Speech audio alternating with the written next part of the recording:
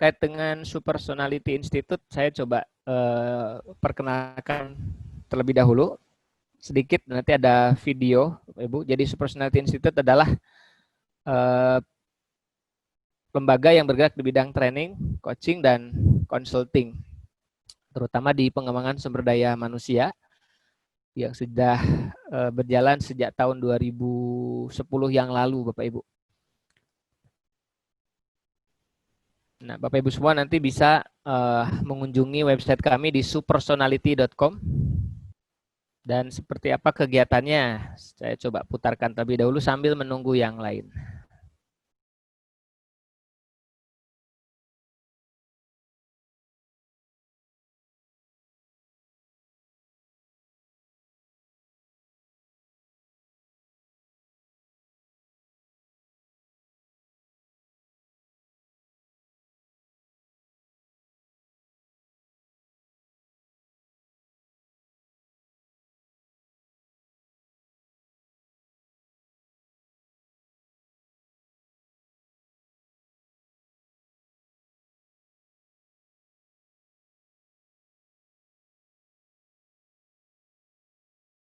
Kita mulai. Bismillahirrahmanirrahim. Assalamualaikum warahmatullahi wabarakatuh. Waalaikumsalam warahmatullahi wabarakatuh. Selamat siang Bapak Ibu semua. Salam sejahtera buat kita semua. Alhamdulillah kita semua bisa bertemu, bertatap muka di Zoom meeting hari ini, hari Kamis. Kita insya Allah dalam 2 jam ke depan kita akan belajar tentang sensor bisnis, Bapak Ibu. Apa itu sensor bisnis? Ya, seperti yang kita ketahui bersama bahwa bicara bisnis itu kan seharusnya ya seperti melakukan sebuah perjalanan. Akan ada kendala-kendala di pertengah jalan, tetapi kadang-kadang ketika kita tidak menguasai sensor bisnis ini, kita tidak ngerti apakah bisnis kita ada dalam situasi yang berbahaya atau situasi yang biasa-biasa saja, aman, atau bahkan mungkin situasi yang beresiko. Nah, oleh karena itulah kita butuh sebuah sensor supaya dari kita memahami kondisi-kondisi itu menjadikan kita aware dengan situasi bisnis kita dan bisa segera mengambil sebuah keputusan. Segera mengambil sebuah keputusan. Dan hari ini kita bersyukur kedatangan coach yang sudah saya lobby beberapa waktu yang lalu untuk berbagi dengan rekan-rekan semua. Awalnya hanya diskusi-diskusi ringan, tapi sepertinya ilmu ini kalau hanya disampaikan diskusi berdua, bertiga, itu kayaknya kurang punya nilai manfaat gitu lah ya. Sehingga kita ajak untuk sama sharing. Target saya sebetulnya tidak terlalu banyak, Ibu, hanya 100 orang saja itu udah cukup bagus. Ternyata sampai saat ini ada 200-an orang yang bergabung di grup kita dan ini masih terus-menerus masuk ke grup Zoom ini. Nah, sebelumnya Bapak Ibu, saya di sini memposisikan sebagai host, nama saya Rian Martian, dan saya founder sekaligus juga pengelola di supersonalityinstitute.com. Tadi saya sudah opening sedikit tentang apa itu Supersonality, sebuah perusahaan yang bergerak di bidang training, coaching, dan consulting.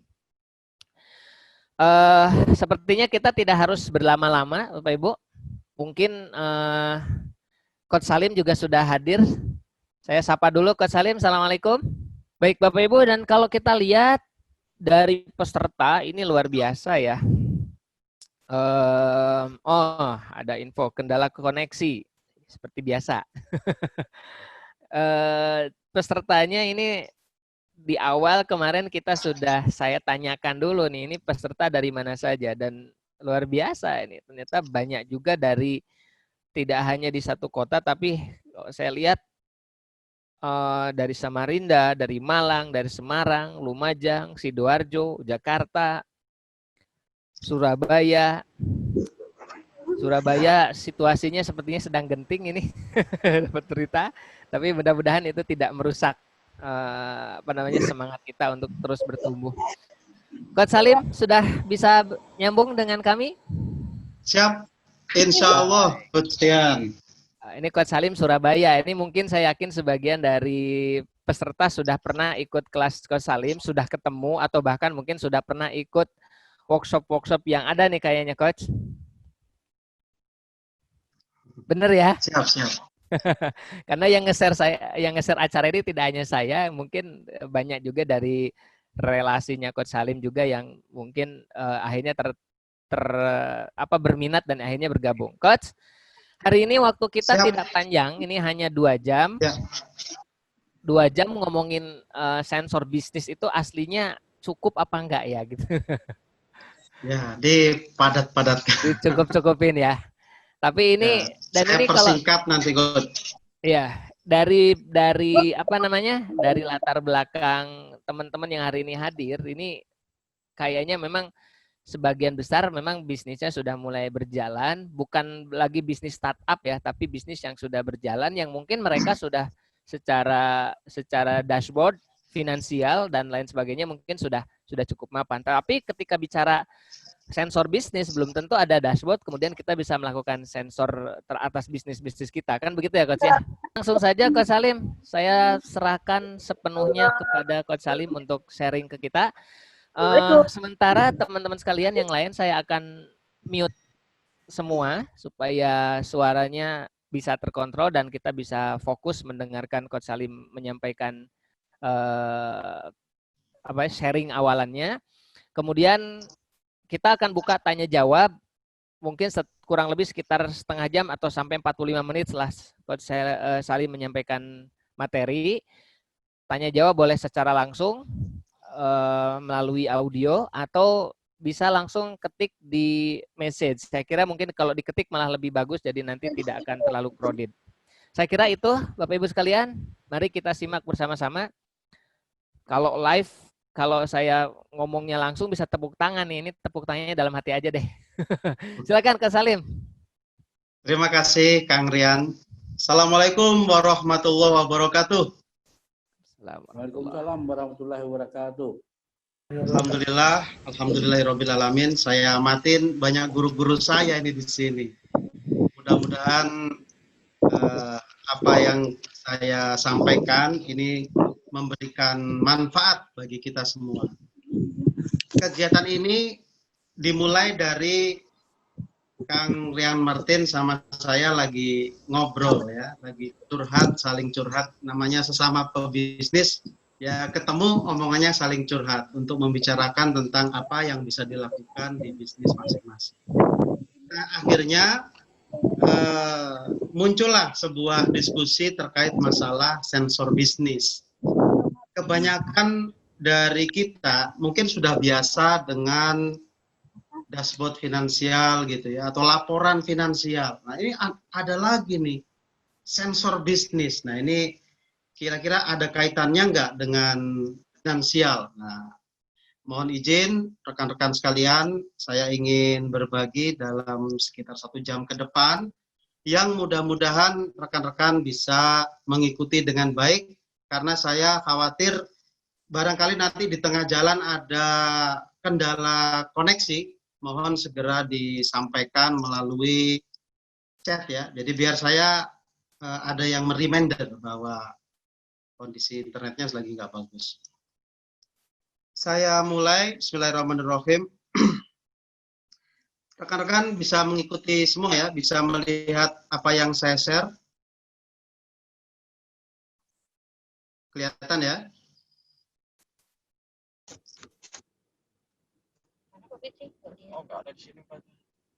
Kelihatan? Belum? Kelihatan Coach. Tadi kelihatan. Oh, tadi kelihatan. Oh iya. Bagus kelihatan Pak. Siap, siap. Saya ulangi lagi. Bisa diikutin semua rekan-rekan? Oke, siap. Sensor bisnis. Nah, kemarin Kang Rian memberikan semacam prolog ya, bahwa di bisnis yang kita jalankan saat ini itu kita membutuhkan sensor. Nah, sensor ini tujuannya buat apa? Mari kita coba sama-sama untuk menggali ya. Kira-kira apa yang saya maksud dengan sensor bisnis. Namun sebelumnya bagi yang belum mengerti saya siapa dan bagaimana cara menghubungi saya, boleh dengan mengakses email saya. Atau bisa juga nomor telepon saya yang ada di hadapan Bapak Ibu sekalian. Atau bisa juga ke Instagram dan Facebook ya. Pokoknya diketik Salim Suharis, insya Allah nyambung. Atau bisa juga ke YouTube. Ya, ini lagi iseng-iseng mencoba sharing juga lewat YouTube. Mudah-mudahan nanti bisa ada gunanya juga. Namun saya punya forum yang sudah relatif lebih termanage ya, karena saya bisa sharing apa aja di situ di Telegram. Bapak Ibu boleh untuk join di Telegram ya. Di situ ada t.me/dashboardfinansial. Atau kalau misalnya kepengen subscribe ya, bisa langsung ke channel YouTube saya di Salim Suharis. Atau kalau mau japri, biasanya informasi finansial ini agak rahasia, sehingga kalau misalnya disampaikan di ruang terbuka, agak malu-malu juga. Oleh karena itu, saya juga sering mensupport melalui japri. Silakan ada keluhan, ada kendala, boleh melalui nomor ini. Sensor bisnis, nah ini mulai sensor nih. Di zaman sekarang ya, kita udah bisa melihat ada mobil bisa jalan tanpa driver gitu ya. Dan udah mulai biasa. Mungkin kalau dulu masih hanya di film-film. Hari ini udah mulai biasa. Di beberapa channel YouTube kan orang lagi. Kenapa kok bisa hal itu bisa terjadi? Tentu saja disebabkan karena kendaraan tersebut disupport oleh berbagai macam sensor yang ada di sekeliling kendaraan tersebut. Jadi seperti contoh di sini, di depan ada sensor, di samping ada sensor, di atasnya ada sensor. Putus ya? Ya, agak putus-putus, Coach. Tapi ini udah nyambung lagi? Ya. Oke, saya ulangi lagi. Nah, jadi di kendaraan yang kita amati ya, terima kasih sudah memberitahu kalau putus. Mohon maaf kalau ada sedikit kendala, karena ini di luar kemampuan juga ya, karena dari pihak providernya. Nah, begitu putus, boleh langsung disampaikan di grup chat.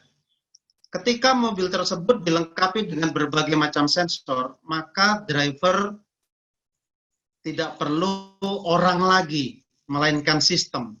Nah, sistem di sini nanti kita jelaskan bagaimana kalau sistem di mobil dan sistem di bisnis. Apakah bisa dianalogikan dengan tepat? Sekarang kita coba masuk ke yang kedua. Tadi kita bicara sensor, sekarang kita bicara bisnisnya. Ada banyak hal yang terjadi yang harus dilaksanakan, diskusikan ya, harus dikomunikasikan dan akhirnya menghasilkan sebuah keputusan yang keputusan itu harus dijalankan. Nah, bagaimana apabila itu kita bikinkan sensor, di mana posisi sensor itu bisa memberikan manfaat atau fungsi bagi bisnis kita. Di sini saya mendefinisikan sensor ya. Sensor itu adalah sesuatu yang digunakan untuk mendeteksi adanya perubahan. Jadi kalau misalnya ada aktivitas yang berubah, maka sensor itu akan menangkap sesuatu dan kemudian sensor itu akan mengambil keputusan. Sebagai contoh nih, di kendaraan yang tadi, di mobil yang tadi, nah ini ya, ketika mobil itu, contohnya sensor parking, ketika mobil itu mundur, lalu kemudian pada saat mundur, sensor itu mendeteksi ada objek, yang objek itu, maka objek tersebut akan membuat si sensor bekerja. Ketika sensor itu bekerja, kemudian sensor itu menyampaikan informasi kepada driver dengan memunculkan bunyi, menghadirkan bunyi. Nah, sensor ini bisa jadi akan diam ketika objeknya sama, tapi statusnya tidak sedang mundur. Jadi sebagai contoh nih, mobil dalam posisi mundur, lalu sekian sentimeter dari mobil tersebut ada objek, maka dia akan berbunyi. Begitu persneling kita ganti ke arah depan, objeknya tetap ada, jaraknya tetap sama, kita belum bergerak, tapi si sensor itu menginformasikan ya jaraknya yang tadi itu, tapi sama sistem tidak dianggap, tidak direspon, sehingga si sistem tadi tidak membunyikan lagi. Begitu persneling kita tarik mundur lagi, maka si sensor yang menginformasikan sesuatu tadi direspon kembali oleh si sistem, yang akhirnya membuat itu berbunyi kembali. Nah, hal ini bisa kita pahami bahwa sebuah sistem itu harus bisa mendeteksi sensor ini harus direspon atau dibiarin saja. Sensor ini harus disikapi atau dibiarkan saja. Nah, untuk itulah kita akan membicarakan itu secara lebih jauh kembali. Jadi, sensor adalah sesuatu yang digunakan untuk mendeteksi adanya perubahan. Sementara kalau bisnis, saya mendefinisikan bahwa bisnis itu adalah usaha menjual barang atau jasa dalam rangka memberi solusi terhadap problem konsumen. Jadi, kalau kita jualan, yang jualan itu nggak menjadikan problem, ya otomatis itu bukan bisnis. Yang dengan hal tersebut, si penjual dapat untung. Jadi kalau kita misalnya memberi solusi pada konsumen, tapi kita nggak untung, menurut saya itu juga bukan bisnis. Jadi bisnis ada dua hal yang harus ditekankan, versi saya nih. Mohon maaf kalau definisinya tidak tepat ya. Yang pertama adalah jualan solusi kepada konsumen. Yang kedua, dari jualan solusi tersebut, kita mendapatkan benefit, dapat keuntungan, dapat profit. Itu menurut saya bisnis yang kita maksud. Nah, dengan begitu, maka di sini kita bisa melihat aktivitas bisnis ya, itu tidak lepas dari kegiatan finansial. Coba kita eksplorasi di bisnis kita ya. Ada nggak kegiatan bisnis yang tidak ada hubungannya dengan finansial? Dimulai dari aktivitas human resource, ada urusan finansialnya. Urusan operasional ada finansialnya. Urusan pengadaan aset ada finansialnya. Urusan marketing ada juga finansialnya. Jadi segala urusan di bisnis itu pasti ada finansialnya. Nah, di dalam aktivitas finansial ada siklus, yang siklus tersebut saya model ya, saya simpulkan menjadi 5 aktivitas. Yang aktivitas pertama adalah aktivitas mengeksekusi. Perusahaan menjalankan kegiatan usaha, perusahaan melakukan kegiatan usaha, yang kemudian di kegiatan usaha itu dicatat. Ada transaksi yang dibukukan. Oleh karena itu, step berikutnya adalah terjadi pencatatan. Begitu selesai pencatatan, pencatatan ini harus bisa dilaporkan. Setelah ada laporan, harus bisa dianalisa. Begitu sudah ada analisa, maka harus ada keputusan. Setelah ada keputusan, harus ada eksekusi. Dan itu berlanjut secara siklus, artinya berputar terus-menerus. Artinya begini, Bapak Ibu sekalian, kalau kita melakukan pencatatan, ya, pencatatan keuangan di sini, dan ketika ternyata pencatatan keuangan itu tidak mampu dilaporkan, maka itu adalah sia-sia. Sehingga pertanyaannya bisa begini, apa ada manfaat pencatatan keuangan? Maka saya seringkali menjawab dengan tidak ada, jika pencatatan itu tidak mampu digunakan untuk melaporkan keuangan. Jadi transaksi dicatat, transaksi dicatat, transaksi dicatat. Tapi tidak mampu dihadirkan dalam bentuk laporan. tidak mampu dihadirkan laporan laba rugi, laporan arus kas, laporan neraca. Karena nggak bisa begitu, maka pencatatan ini nggak ada gunanya. Sekarang kita masuk ke pelaporan. Pelaporan ini nggak akan ada manfaatnya kalau tidak bisa dianalisa. Kalau tidak bisa dianalisa.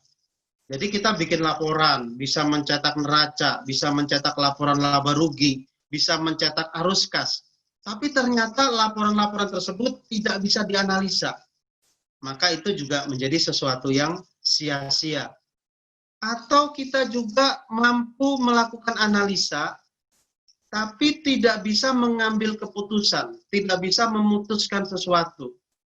Itu juga akhirnya menjadi sia-sia. Artinya, proses pencatatan, proses pelaporan, proses analisa, itu akan sia-sia ketika tidak bisa diputuskan. Dan yang terakhir, keputusan itu nggak akan ada gunanya kalau nggak bisa dieksekusi atau nggak mampu dieksekusi. Jadi bisa dilihat, ini merupakan siklus yang terus berputar. Dari pencatatan, pelaporan, analisa, keputusan, eksekusi, catat lagi, dilaporkan lagi, gitu ya, dianalisa lagi, diputuskan, dieksekusi. Terus begitu. Tidak akan pernah berhenti. Jadi laporan keuangan bukan final dari sebuah proses. Mampu menganalisa juga bukan final dari sebuah proses. Mengambil keputusan bukan final dari sebuah proses. Menjalankan eksekusi bukan final dari sebuah proses. Kenapa?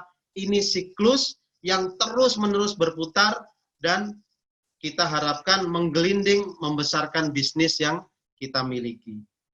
Nah, oleh karena itu, dalam menjalankan bisnis, kita bisa melihat ya,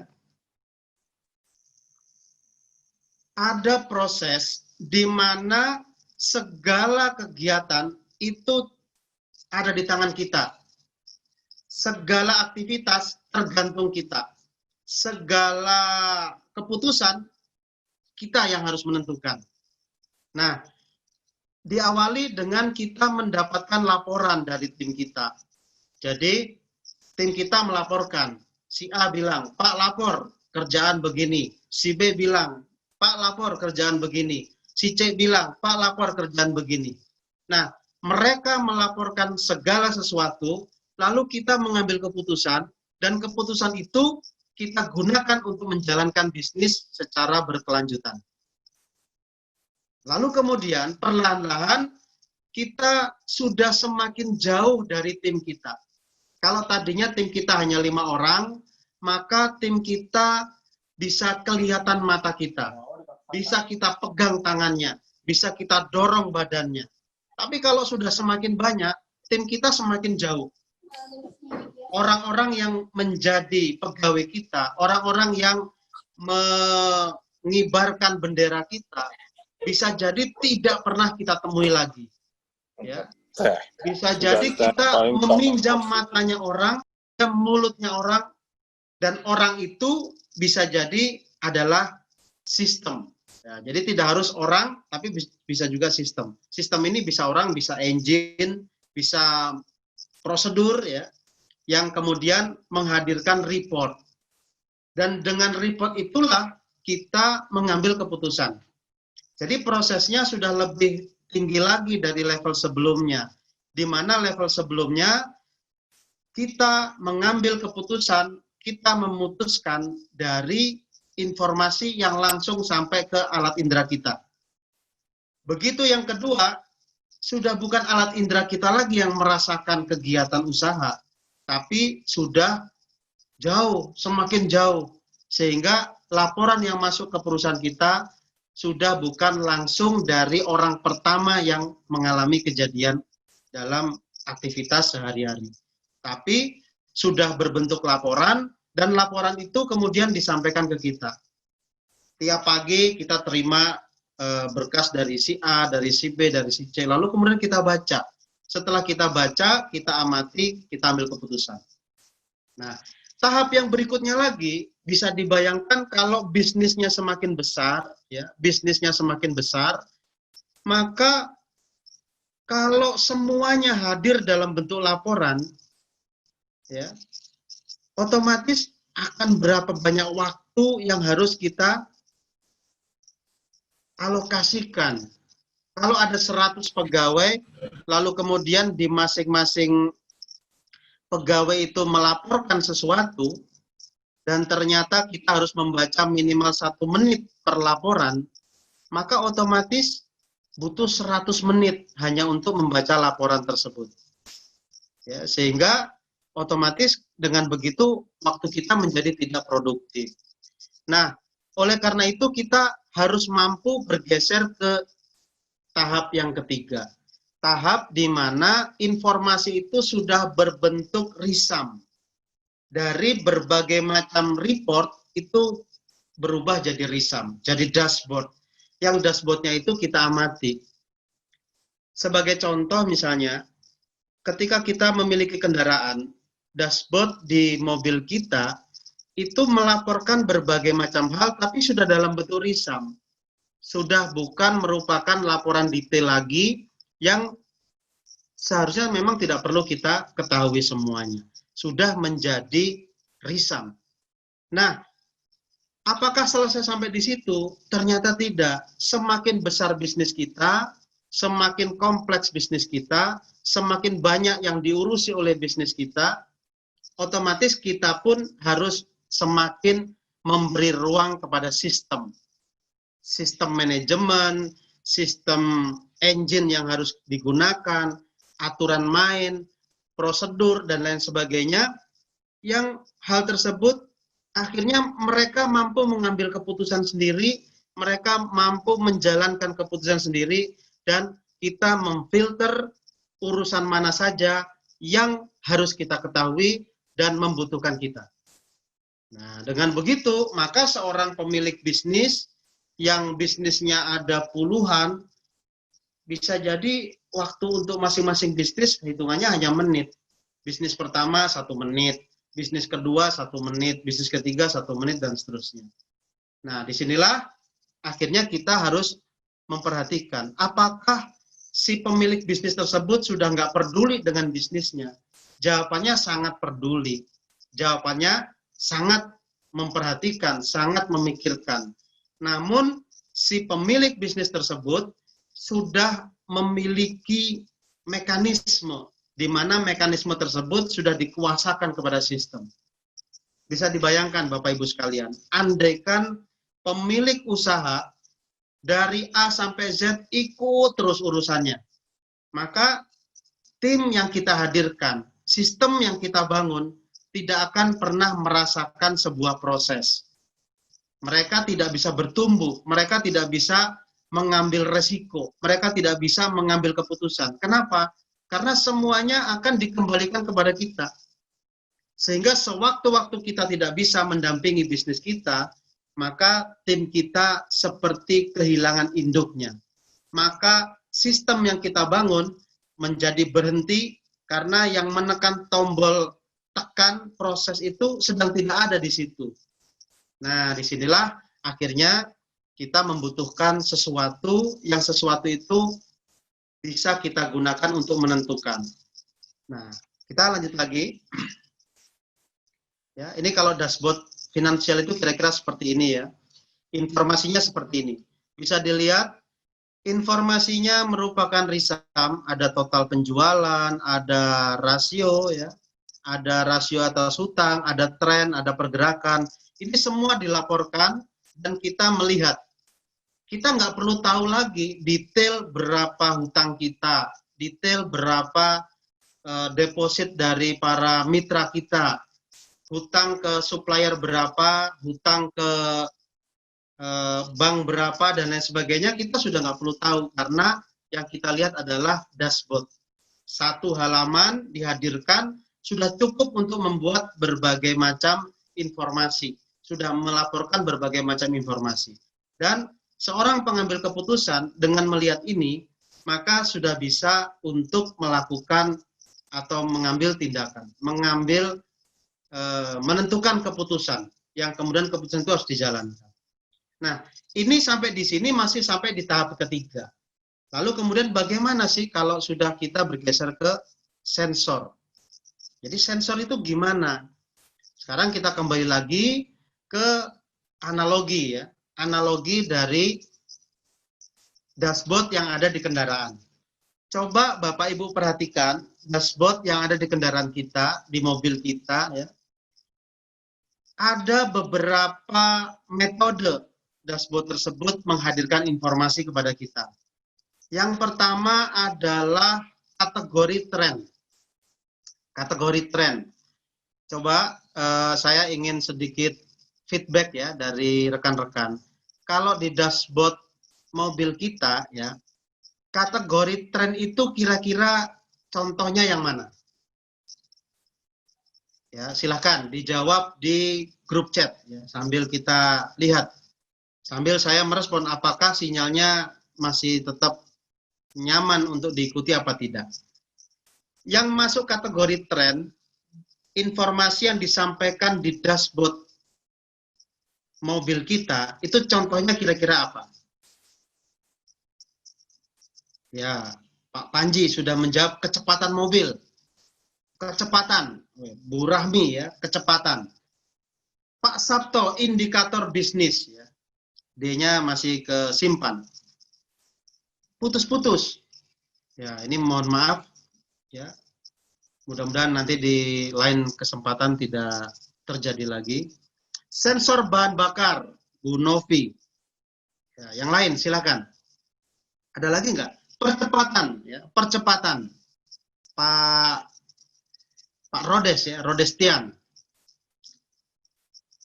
Siapa lagi yang mau untuk menyampaikan di mobil kita nih, di dashboard mobil kita, yang kategori tren, suhu mesin.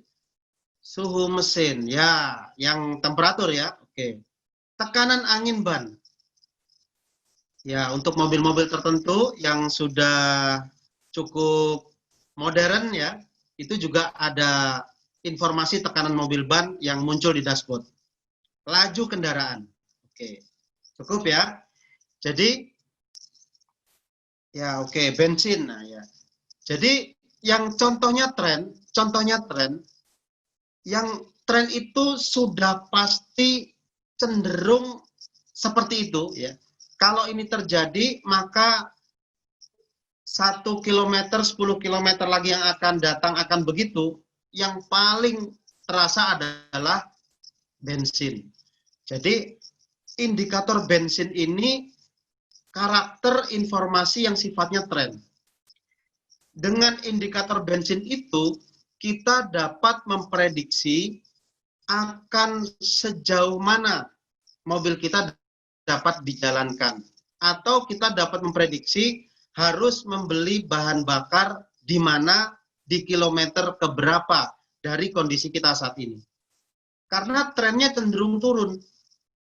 Jadi begitu kendaraan dipakai, trennya cenderung turun. Sehingga kita bisa memprediksi sesuatu. Bagaimana dengan informasi suhu ya, temperatur.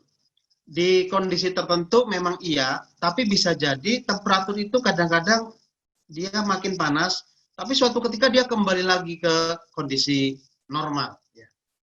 Jadi yang paling sesuai dengan tren adalah indikator bensin. Ya, indikator bensin. Nah sekarang coba kita kembangkan lagi indikator atau informasi yang kategorinya seperti tren di bisnis kita itu kira-kira seperti apa? Informasi ya, informasi yang seperti tren, kas ya, cash flow, kas, oke, apalagi kas, oke, selera market ya, oke, apalagi silakan yang ingin mencoba menyampaikan traffic konsumen, demand, Pak Panji ya, Bu Novi, Bu Nesia, yang lain silakan, penjualan, kapasitas produksi ya. Jadi kita bisa melihat dan bisa merasakan ya, bahwa untuk informasi-informasi tertentu karakternya dapat dihadirkan dalam bentuk seperti tren. Dihadirkan secara berkala karena kita bisa memprediksi. kita bisa memprediksi sesuatu. Nah, oke. Sekarang kita mencoba masuk ke kategori yang kedua. Kategori yang kedua adalah data aktual. Ya, data aktual. Ya, boleh. Permintaan stok itu bisa dimasukkan dalam kategori tren ya. Ketika kita bisa membaca tren, kita bisa menentukan trennya, maka dalam kondisi bulan tertentu kita akan membutuhkan produksi sekian banyak. Dengan kondisi pertumbuhan market tertentu seperti ini, kita akan membutuhkan sekian. Itu yang bisa dihadirkan dalam bentuk tren. Nah, sekarang yang kedua. Yang kedua adalah kategori data aktual. Sekarang kita kembali lagi ke mobil nih. Kira-kira contoh kategori data aktual yang seringkali ada di dashboard mobil kita, itu contohnya apa? Oke, silakan. Bensin tadi masuk kategori tren ya. Kecepatan, ya. Kecepatan dia akan bergerak naik turun tergantung kondisi dari kendaraan kita. Ya. Percepatan juga begitu. Perputaran mesin maksud saya. Perputaran mesin juga begitu. Dia akan naik turun sesuai dengan kondisi mesin kita. Jadi semakin kencang mesinnya, semakin naik. Semakin turun kecepatan mesinnya ya, perputaran mesinnya, dia semakin turun. Demikian juga dengan kecepatan. Nah, informasi yang seperti ini masuk ke dalam kategori data aktual. Dia akan naik turun, ya. Yang kenaikan dan turunnya itu harus dikontrol, harus dipantau secara terus-menerus. Temperatur boleh, bisa masuk ke tren, bisa juga masuk ke data aktual. Kalau mobilnya lagi bermasalah dengan temperatur ya, yang mobilnya masih ada radiatornya misalnya, maka temperatur bisa menjadi data aktual. Kita harus kontrol setiap saat. Kita harus amati setiap saat. Nah, sekarang bagaimana kalau di bisnis? Informasi yang karakternya seperti data aktual, ini kira-kira seperti apa? Omset harian, ya benar. Omset harian, apalagi harga saham, benar. Naik turun pergerakannya dan kita harus kontrol secara lebih sering daripada yang pertama tadi. Kalau yang pertama kita ngelihatnya sebulan sekali masih bisa. Ya. Kalau yang pertama kita bisa lihat paling enggak kita pengen lihat, kita lihat masih bisa. Tapi kalau sudah yang nomor 2, maka harus sering-sering melihat untuk bisa mengetahui kondisi yang sebenarnya. Contoh yang lain, apalagi omset harian, ya bisa masuk, harga saham bisa masuk, ya kalau yang bisnisnya bermain di saham. Ya. Ada lagi yang ingin mengusulkan ya atau pengen menyampaikan, kira-kira apa? Permintaan, order ya, piutang dan hutang. Ya. Oke. Oke, seperti itu. Jadi stok ya, inventory. Seperti itu ya. Ini stoknya stok inventory atau stok saham nih. Ini juga harus di Bu Aan ya. Harus di Bu Aan apa Pak Aan nih? Pak Aan nih kayaknya. Ya. Ya, jadi kayak gitu. Nah, itu adalah kategori yang kedua. Di dua kategori ini kita sudah bisa merasakan bedanya cara melaporkannya, cara membacanya, waktu melaporkannya, waktu membacanya, sudah bisa ada perbedaan. Kita sudah bisa merasakan bedanya, mana yang harus kita amati sering-sering, mana yang prediksinya akan cenderung begitu, kita bisa proyeksikan, sehingga kita cukup melihat apakah on the track apa tidak, seperti itu ya. Nah sekarang ada yang ketiga. Yang ketiga ini adalah informasi yang hanya memberikan status, ya, status dari kondisi. Nah, apa ini maksudnya? Maksudnya begini, kalau kita punya mobil dan mobil itu kondisi olinya bermasalah, maka akan menyala indikator. Ya. Kalau olinya bermasalah, maka akan menyala indikator. Atau sensor parking. Kalau sudah sampai di titik tertentu, ya, misalnya kita sudah setting nih, kalau 30 cm bunyinya tit tit tit, kalau sudah 20 cm bunyinya tit tit tit tit, Kalau sudah 10 cm bunyinya tit, nah seperti itu. Itu informasi yang kalau masih 1 meter, dia nggak akan melaporkan apapun. Kalau olinya masih bagus, dia nggak akan menyala. Gitu ya. Sehingga kita hanya tahu ini sedang perlu saya respon atau saya biarin aja. Ya. Ketika olinya nggak menyala, kita nggak tahu apakah oli itu dalam posisi yang aman, aman banget, atau sangat aman sekali. Kita nggak tahu. Yang kita tahu adalah aman dan beresiko. Kalau aman dia tidak menyala, kalau beresiko dia akan menyala. Dan beresiko ini sudah ditentukan seberapa mampu kita merespon akan oli tersebut, kita sudah tentukan. Sehingga jangan sampai begitu indikator olinya menyala, maka olinya sudah benar-benar bermasalah. Akhirnya tidak ada kesempatan bagi kita untuk menuju ke bengkel terdekat, untuk mengisi oli, ya.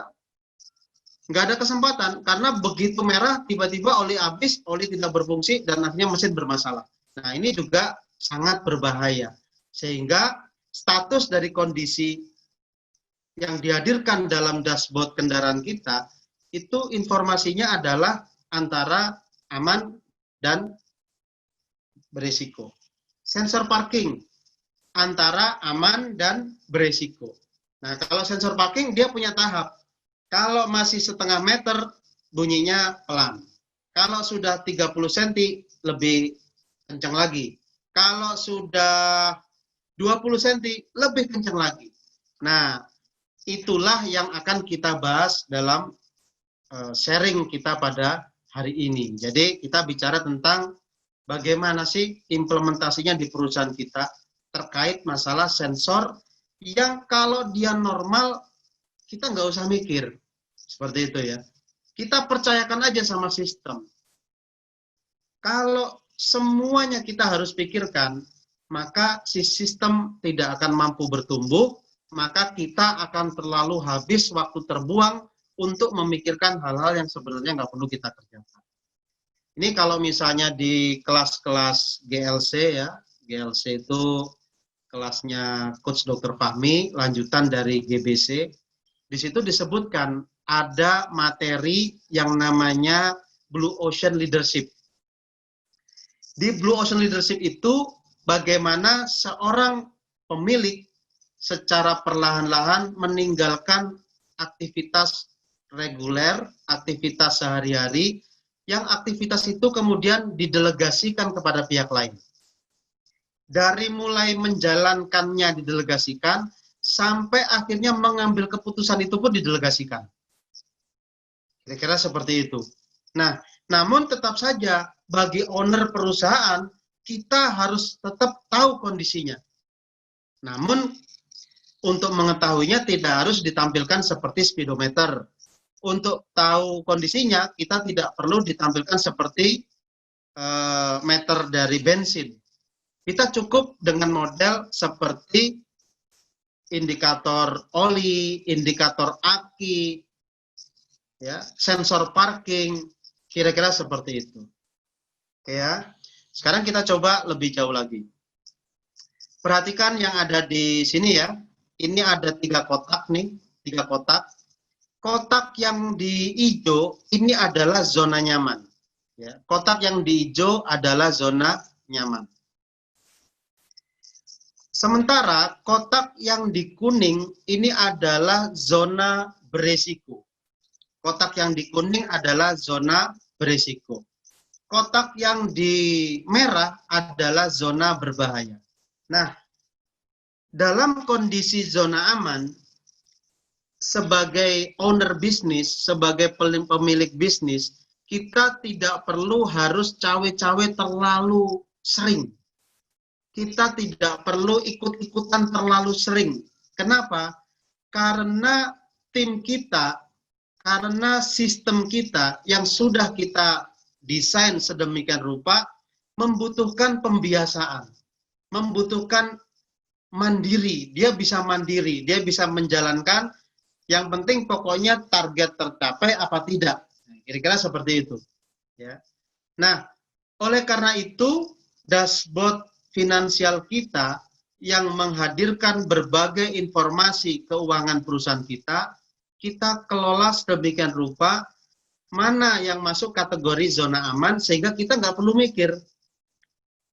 Ibaratnya gini, Bapak Ibu sekalian. Misal di dalam ruangan ya, misalnya kita punya seorang anak balita, punya baby nih kita. Baby itu kita letakkan di zona aman, ya. Maka si baby itu akan berkegiatan, ya, akan melakukan sesuatu yang kita anggap dia aman. Selama dia berada di zona aman, maka kita selaku orang tua dari anak tersebut bisa melakukan kegiatan lain. Bisa bekerja, bisa ngepel, bisa membersihkan rumah dan lain sebagainya, sambil anak kita juga bisa mengeksplorasi. Dia akan bergerak, berputar-putar di zona aman, sampai suatu titik si balita tersebut menyentuh zona resiko. Pada saat menyentuh zona resiko, maka di ujung-ujung zona aman itu kita beri sensor. Nah, dengan adanya kondisi ketika si baby sudah melewati sensor tersebut, maka kita akan tahu bahwa, oh, baby kita sedang ada di zona resiko. Maka kegiatan kerja kita, kegiatan bersih-bersih rumah kita, ngepel kita, nyapu kita, masak kita, dapat sedikit kita alihkan untuk melihat gimana sih kondisi baby kita itu. Namun apakah kita sudah langsung tiba-tiba kita datang ke ruangan tersebut, kemudian kita ambil baby kita, lalu kita letakkan di tengah lagi. Kalau itu yang kita lakukan seperti itu terus-menerus, maka baby kita tidak akan sempat merasakan eksplorasi di zona berisiko. Ya. Kalau belum apa-apa sudah kita take over, lalu kemudian kita kembalikan ke zona aman lagi, maka tim kita tidak akan pernah merasakan berkontraksi karena harus memikirkan sebuah resiko. Karena mereka akan selalu merasa everything is okay. Toh kalau misalnya masuk zona resiko, ntar juga ada bantuan dari owner. Toh kalau misalnya nanti kepleset di resiko, nanti juga disupport sama owner. Sehingga akhirnya dia menjadi tidak aware terhadap kondisi yang dihadapinya. Nah, baru ketika si balita tersebut masuk ke zona bahaya, nah disitulah maka sensor kita akan berbunyi lebih kencang lagi. Ya, sensor akan memberikan informasi dan alarm akan berbunyi lebih kencang lagi. Jadi bukan sensornya yang berbunyi ya. Sensornya menginformasikan pada sistem dan sistemnya menginformasikan kepada kita bahwa si balita hari ini, detik ini sudah di zona bahaya. Maka segera lakukan sesuatu. Baru kita masuk ke ruangan, kita angkat bayi tersebut, dan kita kembalikan ke zona aman. Nah, jadi analoginya kira-kira seperti itu Bapak Ibu sekalian, yang dapat kita jadikan sebagai pertimbangan. Apakah kita harus selalu cawe-cawe atau kita memberi ruang, memberi kesempatan, memberikan area agar tim kita, ya, manajemen dengan layer yang lebih rendah dari kita, itu mampu untuk melakukan sesuatu, yang sesuatu itu asal mulanya kita yang melakukan. Kita beri kesempatan baby kita untuk merasakan adanya bunyi-bunyian yang menyebabkan dia harus kembali ke zona aman, dan seterusnya. Awalnya mungkin si balita tidak mengerti ketika masuk ke zona resiko, ketika alarm berbunyi dengan bunyi yang masih tit, tit, tit begitu, nah, dia masih nggak sadar. Tapi lama-lama kita kasih tahu, nah kalau bunyi kayak gini balik lagi ke sini ya, kalau bunyi kayak gini balik lagi ke sini ya. Lama-lama akhirnya si balita menjadi memahami, sehingga dia bisa mengambil keputusan sendiri tanpa harus kita yang memutuskan. Nah, sekarang bagaimana implementasinya? Implementasinya kita lihat seperti ini ya. Di dalam kegiatan usaha, ketika kegiatan usaha tersebut dapat angkakan, ya, kegiatan usaha dapat dibukukan, lalu dapat dikonversi menjadi angka, maka angka tersebut dapat kita hadirkan dalam kategori range yang berlevel. Range yang berlevel. Nah, ketika angka tersebut untuk kriteria tertentu berada pada zona aman, maka biarlah sistem yang melakukan itu. Biarlah tim kita yang bergerak, berinovasi, melakukan berbagai macam ide, berbagai macam keputusan, biarkan mereka yang melakukan. Karena apa? Informasinya aman. Biarin aja. Dia melakukan apapun, biarin aja. Nah, dari situlah maka kemudian ada kalanya range resiko mulai tersentuh oleh angka pada kategori tersebut. Ya. Jadi tadinya di zona aman, tiba-tiba dia naik, cert gitu. Nah, ketika naik, maka naiknya belum tentu langsung naik ke bahaya. Ada proses, ada pergerakan. Maka naik sampai di titik berapa, sensor memberikan informasi pada kita, Mas, ini sudah di zona resiko loh. Pak, ini sudah di zona resiko loh. Bu, ini sudah di zona resiko loh. Kira-kira seperti itu. Nah, kenapa kok zona resiko itu ada di bawah dan ada di atas? Ya, zona resiko ada di bawah dan ada di atas.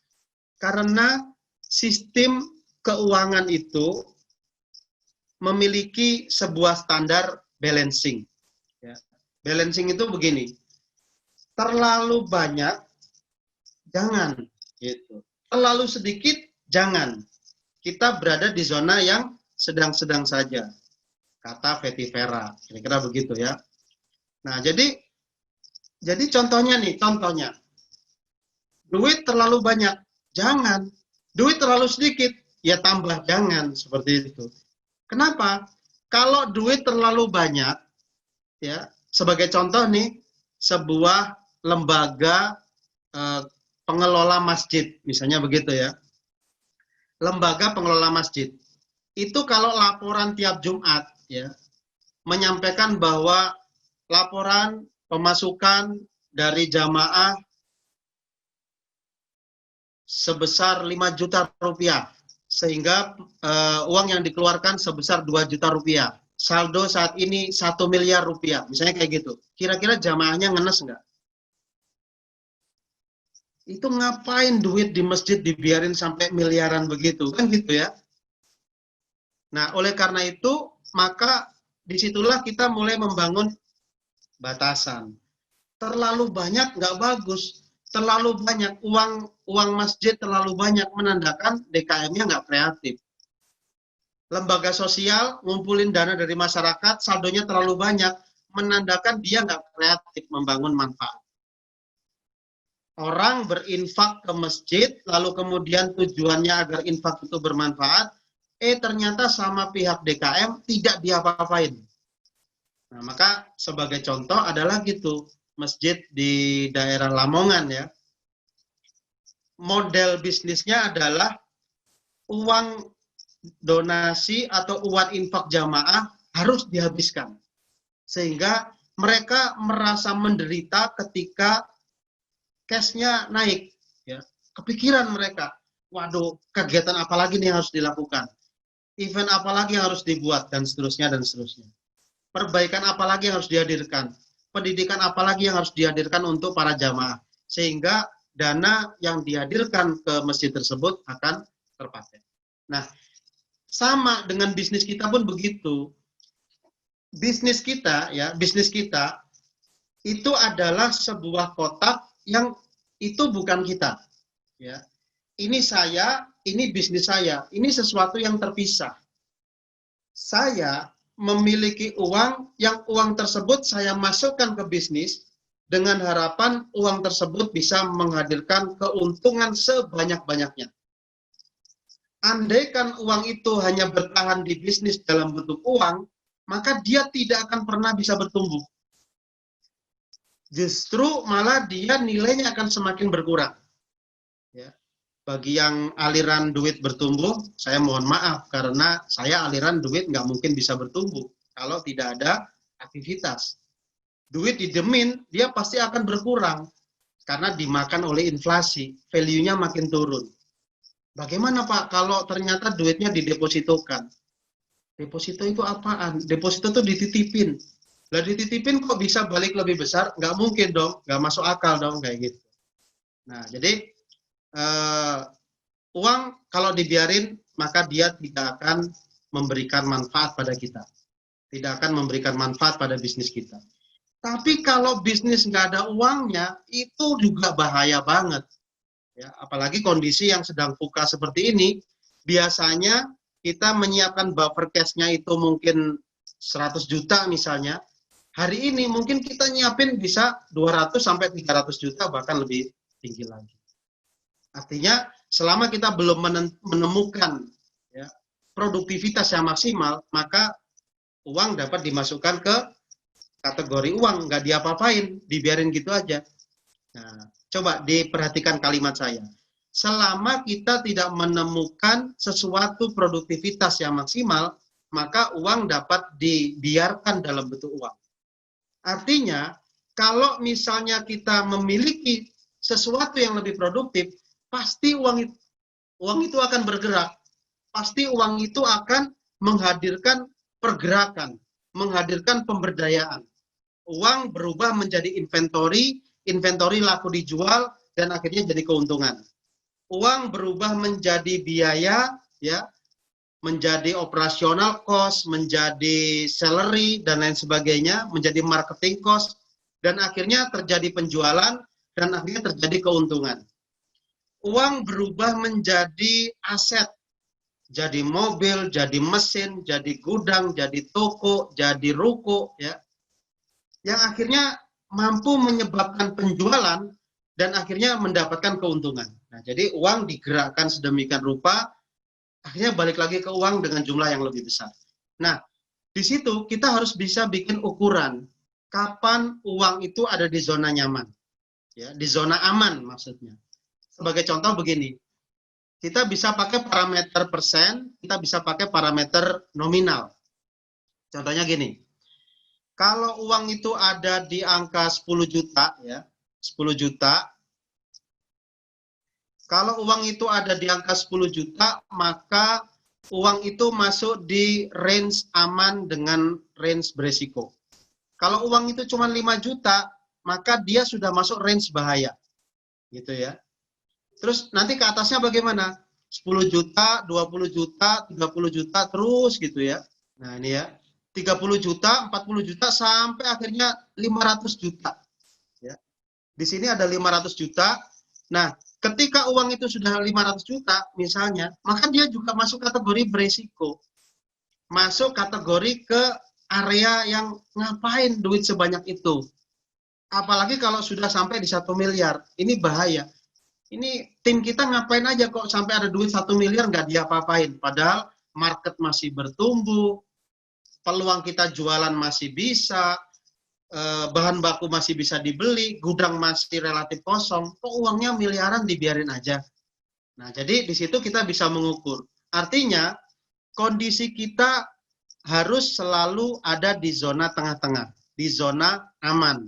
Sementara ketika kondisi sudah naik, ya, maka dia akan masuk ke resiko.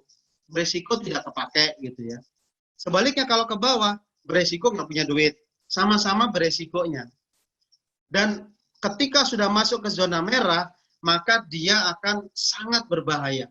Bisa-bisa kita kehabisan duit kalau sampai dibiarin tidak ada penyikapan. Atau ketika di atas, ini juga bahaya. Bisa-bisa perusahaan kita produktivitasnya nggak bagus, karena uangnya terlalu dibiarin mengendap. Ini contoh dari uang. Nah, sekarang bagaimana contoh yang lainnya? Contoh yang lainnya, sekarang kita lihat di sini ya. Sampai di sini kira-kira kita bisa melihat ya. Contoh yang lainnya nih. Contoh yang lainnya adalah current ratio. Ada yang belum tahu current ratio itu apa, Bapak Ibu sekalian? Tahu semua ya. Current ratio adalah perbandingan antara aset lancar dengan kewajiban lancar. Aset lancar berarti ada kas, ada piutang, ada inventory, ya. Terus kemudian kewajiban lancar, utang supplier, utang operasional, utang pajak dan lain sebagainya. Nah, antara current ratio tadi, ya, dengan kondisi yang kita inginkan itu kita buat menjadi beberapa range, Sebagai contohnya seperti ini. Nah, seperti ini. Ya. Range aman, ya, yang diinginkan oleh banyak pihak, ya, atau disyaratkan oleh perbankan juga itu di 1,5. Artinya apa? Kalau current ratio kita ada 1 miliar, maka hutangnya maksimal 500. Kalau di current aset kita adalah 1,5 miliar, ya, 1,5 miliar, maka hutangnya maksimal 1 miliar. Jadi setidaknya angka aset lancar kita itu setidaknya adalah 1,5 kali lipat dibandingkan hutang lancar kita. Kira-kira begitu. Nah, sekarang kita lihat. Oke lah, kalau angka ini adalah angka aman, ya, misalnya nih, bagaimana jika angka itu makin lama makin besar? Berarti kondisi current aset kita makin lama makin mampu menyelesaikan kewajiban. Kalau sudah sampai di sini, di 2.0 ini, berarti nilai current aset kita 2 kali lipat dibandingkan current liability kita. Berarti ada 2 kali lipat. Nah, kalau 2 kali lipat seperti itu, artinya kondisi kita semakin terlalu nyaman. Ya. Dan biasanya produktivitas kita juga semakin tidak maksimal. Kalau kita mampu untuk melakukan sesuatu, yang sesuatu itu meningkatkan nilai current liability, akhirnya kita ada di zona yang relatif beresiko, tapi beresikonya bukan di bawah, tapi di atas. Makin di atas. Makin kecil nilainya, makin beresiko, makin beresiko, makin beresiko. Bahkan kalau angkanya sudah masuk ke 0,5, maka akan masuk ke zona bahaya. Artinya kondisi current ratio kita 0,5, current asetnya 500 juta, kewajiban lancarnya 1 miliar. Itu 0,5. Nah, Bapak Ibu sekalian, yang saya sebut dengan sensor bisnis itu adalah kita mendefinisikan range aman kita, atasnya mau di angka berapa, bawahnya mau di angka berapa. Nah, disinilah kita harus melakukan adjustment sesuai dengan kemampuan kita, sesuai dengan keberanian kita, sesuai dengan pengalaman kita, sesuai dengan relasi kita, ya. Jadi masing-masing orang bisa berbeda-beda angkanya, sesuai dengan kondisi terkini. Misalnya ini lagi ada pandemi, lagi pada PSBB, lagi pada terganggu karena ada COVID-19. Maka angka bisa berubah. Angka bisa kita adjust, menyesuaikan dengan kemampuan kita. Kalau tadi misalnya cash, ya, kalau cash range amannya adalah di angka 10 juta sampai 100 juta, misalnya kayak gitu ya. Mungkin hari ini kita naikin range amannya di angka 200 juta sampai 400 juta. Lebih dari 400 juta sudah tidak menarik. Kurang dari 200 juta menjadi bahaya. Nah, inilah yang kemudian nanti Bapak Ibu bisa mulai merumuskan rasio apa yang ingin dijadikan sebagai parameter, terus kemudian angkanya di berapa. Nah, kalau sudah menemukan angkanya, maka kita akan membiarkan bisnis kita selama hasil dari rasio tersebut ada di zona aman. Biarkan tim yang menjalankan, biarkan sistem yang melakukan aktivitasnya. Sehingga dengan begitu sistem kita akan semakin solid, semakin kuat, semakin padu untuk tetap berada di zona aman tersebut. Terserah kita mau mendefinisikan zona aman di angka berapa. Angka bawahnya berapa, angka atasnya berapa, itulah yang menjadi acuan kita untuk melakukan dealing dengan manajemen yang berada di bawah kita. Misalnya kita bicara dengan manajer operasional, kita bicara dengan manajer keuangan, kita bicara dengan manajer produksi misalnya. Nah, di situ kita sampaikan, Bapak Ibu sekalian, saya nggak mau tahu, pokoknya usahakan agar range kita ada di antara 1,3 sampai 1,8. Silakan saya beri wewenang ngambil keputusan, silakan saya beri wewenang untuk mengambil kebijakan selama angkanya di situ. Nah, kita bisa mengatakan seperti itu. Sehingga sistem yang kemudian berjalan hanya akan melaporkan ketika kondisi sudah menyentuh angka 1,3. Baru sistem itu menotifikasi kita. Handphone kita baru akan menyala. Lapor Pak, kondisi saat ini adalah 1,3. Misalnya sistemnya bisa ngomong kayak gitu. Kondisi sudah masuk ke zona kuning. Sehingga kita yang tadinya asik menikmatin challenge baru gitu ya, bikin rencana bisnis baru, bikin macam-macam baru, tiba-tiba dipaksa untuk menoleh ke bisnis yang seharusnya sudah berjalan secara mandiri. Kenapa nih kok ada resiko? Nah, kita mulai melakukan pertanyaan-pertanyaan. Manajer marketingnya kita panggil, manajer finance-nya kita panggil, manajer keuangannya kita panggil. Atau bahkan bisa jadi bisnisnya itu sudah punya direktur. Direkturnya kita panggil, ditanya, Pak, kenapa ini kok begini? Ada masalah apa? Lalu kemudian dijelaskan, begini Pak, alasannya karena ini, alasannya karena ini. Oh begitu, baik, kita lihat dalam 1 minggu ke depan, apakah kondisi 1,3 ini bisa dikembalikan ke area aman kembali. Nah, di situ kita bisa mengukur kemampuan tim kita. Apakah kondisinya tetap kuning atau sudah hijau kembali? Kalau sampai 1 minggu kuning, maka bisa jadi kita harus terlibat lebih jauh. Tapi kalau dapat 3 hari, dia udah hijau lagi gitu ya. Terus kemudian sesekali masuk kuning, tapi nggak lama kemudian balik ke hijau lagi. Nah, di situ kita tidak perlu tergesa-gesa untuk langsung men-take over urusan bisnis yang seharusnya sudah ditangani oleh sistem. Nah, jadi kira-kira itu Bapak Ibu sekalian yang bisa kita bahas ya, terkait mengenai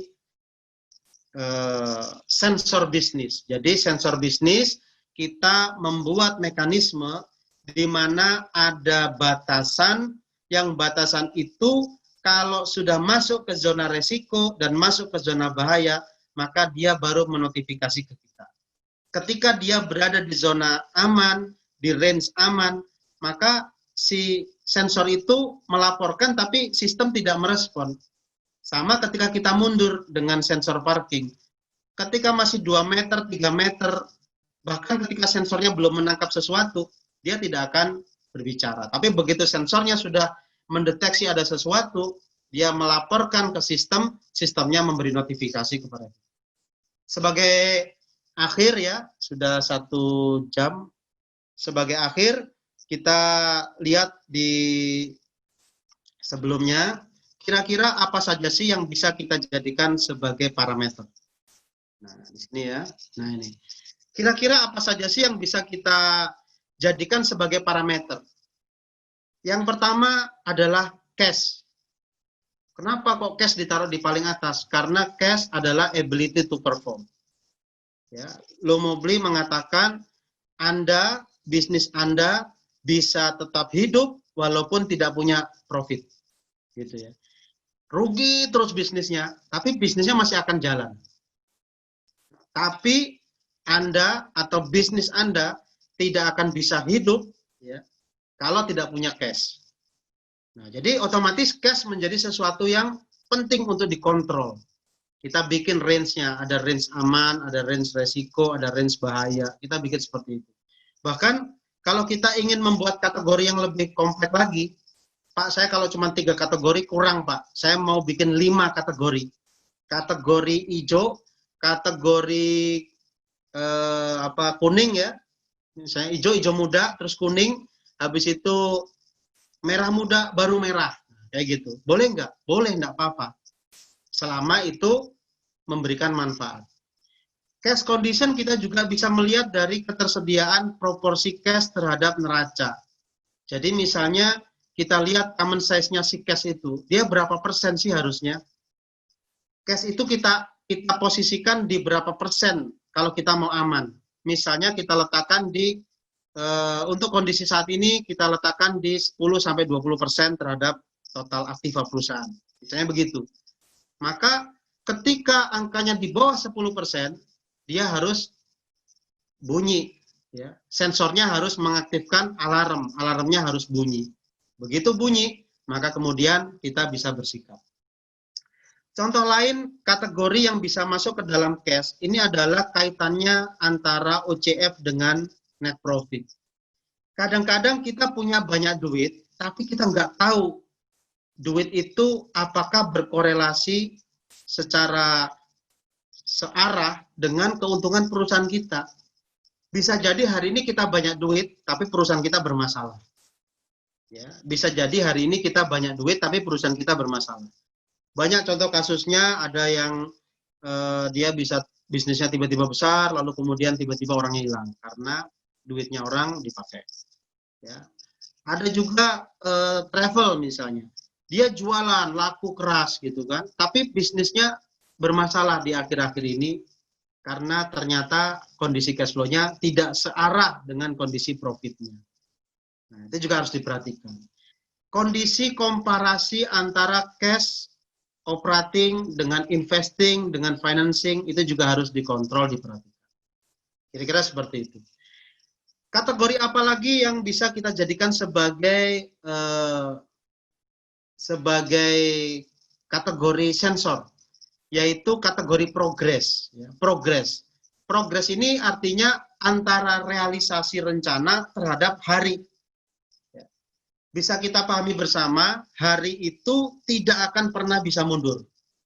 Kalau kita punya 30 hari di satu bulan, maka satu hari akan menggerakkan progress bar-nya. Satu hari akan menggerakkan progress bar-nya. Nah, progress bar akan berjalan terus ya. Sementara itu kita bandingkan dengan progress activity kita. Jadi, waktu berjalan, tapi apakah pergerakan hasil atau result dari kegiatan kita juga ikut berjalan. Sebagai contoh, kita punya target omset 30 juta dalam satu bulan, misalnya. Berarti satu harinya harus 1 juta. Nah, begitu hari berjalan, satu hari, maka satu progress bar terlewati. Satu progress bar terlewati, berarti sekitar 1/30. Sekitar 3% lah, kira-kira begitu. Lalu kemudian hari kedua, hari ketiga, sampai akhirnya sampai di hari ke-10 misalnya. Sampai di hari ke-10, maka berarti sudah sekitar 33%. Nah, bagaimana dengan progress activity kita? Progress activity kita lihat, target 30 juta tadi itu, kita mendapatkan omset berapa dalam 10 hari. Kalau ternyata omsetnya hanya 10 juta, atau kita 10 juta berarti sama-sama 10 hari 10 juta. Kalau hanya 5 juta, berarti cuma dapat 16 sekian persen. Kalau misalnya cuma dapat 1 juta, berarti hanya dapat sekitar berapa? 3% sekian. Nah, di situ jarak antara progress activity dengan progress waktu, itu selisihnya kita jadikan sebagai range. Ya. Ini kalau misalnya masih selisih di 2-5%, it's okay. Tapi kalau sudah sampai selisihnya 10%, berarti harus ada evaluasi. Nah, kita bisa menjadikan itu sebagai kategori, ya, kriteria untuk menentukan kita mau pakai sensor bisnis dengan cara seperti apa. Lalu yang berikutnya lagi kita bicara tentang productivity. Ya. Kalau kita punya aset itu bisa menghasilkan penjualan seberapa besar. Maka ada yang disebut dengan aset turnover. Kita punya inventory itu bisa dipakai jualan seberapa besar. Maka ada yang disebut dengan inventory turnover. Kalau kita bisa memiliki mobil, ya, armada mobil misalnya, armada mobil itu mensupport seberapa besar. Kita punya mesin itu mensupport seberapa besar. Nah, ini bisa diukur. Ketika ini bisa diukur, maka kita bisa mendefinisikan. Kalau kondisinya begini, maka itu cukup. Kalau kondisinya di bawah ini, maka beresiko. Di atas ini, maka beresiko. kondisi di atasnya lagi maka bahaya. Contoh, mesin. Mesin kapasitasnya misalnya 1 ton per hari. Lalu kemudian kita mendefinisikan progres. Ternyata kecepatan produksi tadi sekitar 1,2 ton per hari. Ya. Maka kita harus hati-hati. Karena mesin yang terlalu diforsir akan beresiko jangka panjang. Mesinnya bisa cepat rusak, mesinnya bisa cepat aus, ya, cepat panas temperaturnya, dan lain sebagainya. Sehingga nggak boleh terlalu cepat. Pun demikian juga nggak boleh terlalu lambat. Jadi ini mesin kapasitasnya 1 ton per hari. Kenapa kok cuma 200 kilo produksi sehari? Itu juga menjadi kondisi yang harus kita perhatikan. Nah, di situ ada kondisi zona aman, ada kondisi zona resiko, dan ada kondisi zona bahaya. Bapak Ibu sekalian, silakan mulai mendefinisikan kriteria apa yang harus dibutuhkan untuk kita buat sensor bisnisnya. Lalu kemudian angka berapa yang paling cocok untuk kita masukkan sebagai pembatas di sensor bisnis tersebut, yang mana kemudian kita akan semakin mudah untuk mengendalikan bisnis kita. Demikian yang bisa saya sampaikan, Kang Rian.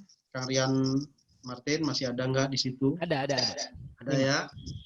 Ini yang bisa saya sampaikan. Nanti kalau rekan-rekan pengen tahu cara bikinnya, bisa nanti kita bahas di kesempatan berikutnya, Kang Rian.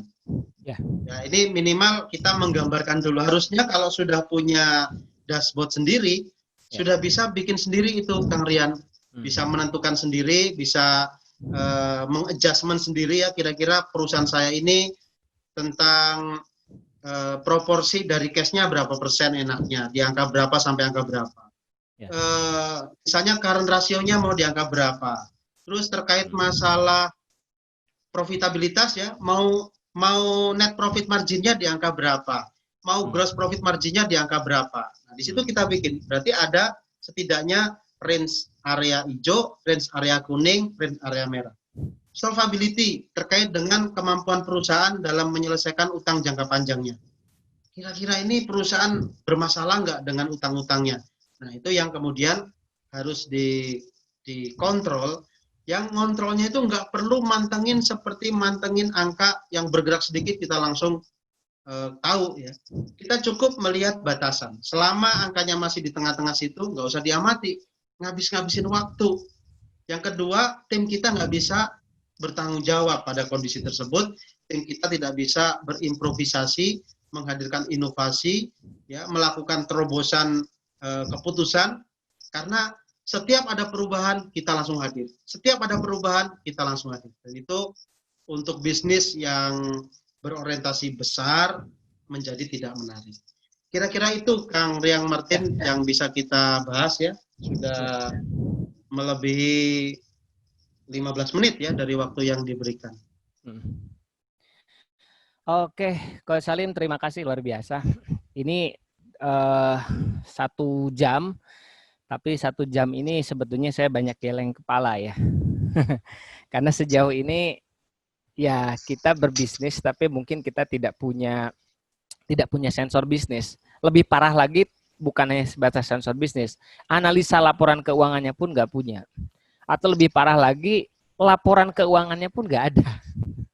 Jadi kita lebih pakai intuisi aja, kayaknya ini bisnis lagi bagus, ini kayaknya bisnis lagi nggak bagus. Itu hanya berdasarkan intuisi atau rasa-rasanya. Padahal ini kan ternyata bisa jadi bisnis kita dan bisnis teman-teman semua saat ini bisa jadi kita dalam situasi aman atau situasi yang beresiko atau situasi yang berbahaya.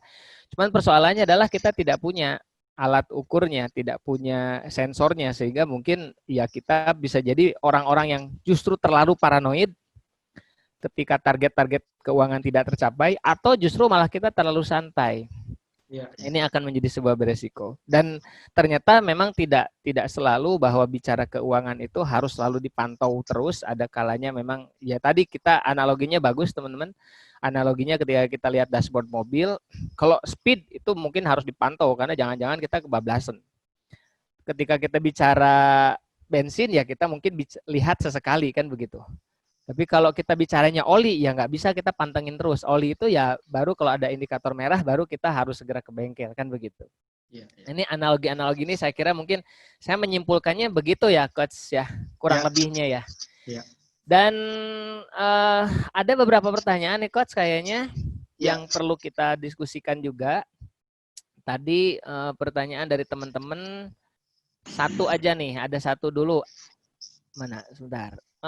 Bagaimana menentukan zona range aman dari perusahaan kita? Dasarnya bagaimana? Apakah disesuaikan dengan target pendapatan yang saya tentukan atau bagaimana? Ini langsung dibalas dulu, Coach. Mogo. Siap. Baik. Jadi begini, Bapak Ibu sekalian ya. Yang bisa mendefinisikan aman dan tidak itu adalah kita sendiri.